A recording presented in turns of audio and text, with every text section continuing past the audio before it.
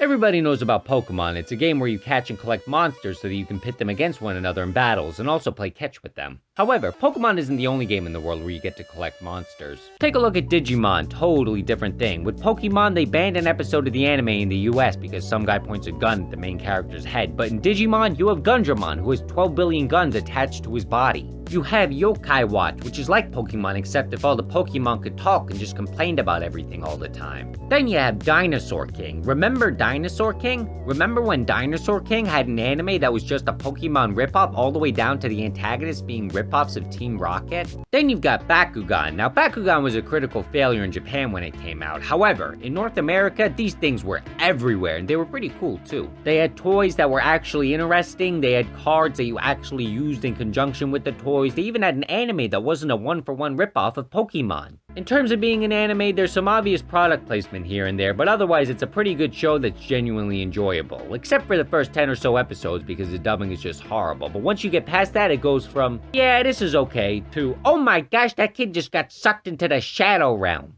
There's this whole episode of the anime that feels like it was taken straight out of Evangelion. I kid you not, it's the best episode in this series. Tell you what, turn the video off, go on eBay, buy Bakugan Chapter 1 on DVD, and watch episode 31, then come back to the video. Why does the DVD that says Chapter 1 come with episodes 27 to 39 and not episode 1?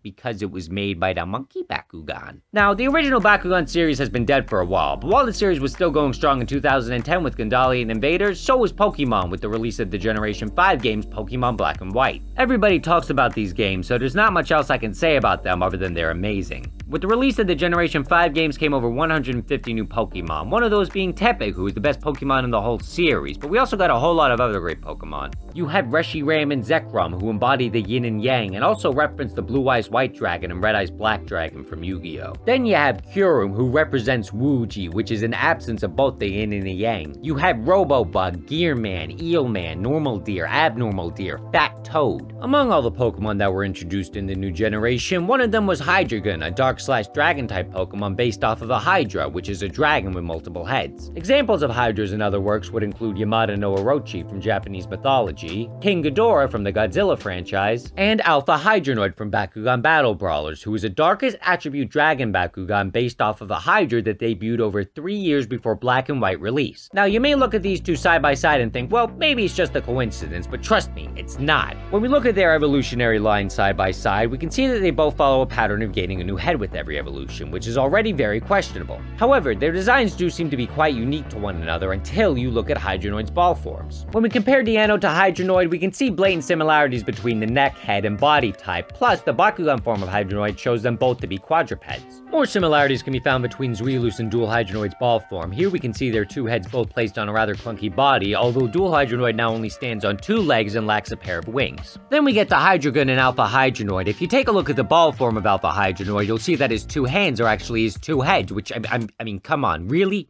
Really? Once you reach this point, the similarities are undeniable. They both have 3 heads, they both have 3 well, I don't know if these 2 things count as tails or not, but they both have 6 wings and they have an incredibly similar color palette. Now this is the part where you may say, but it's a dark type Pokemon, of course it's gonna look like that. Well, here's the thing. There are only 2 different species of Pokemon that have a color palette similar to that of Hydronoid. And here's the thing, this color palette isn't just Hydronoid's color palette, this is the color palette for every single Darkest Attribute Bakugan. Fear Ripper, Reaper, Mantris, Mannion, Warriors, every single Darkest Attribute Bakugan shares the exact same color palette as Hydronoid and Hydreigon.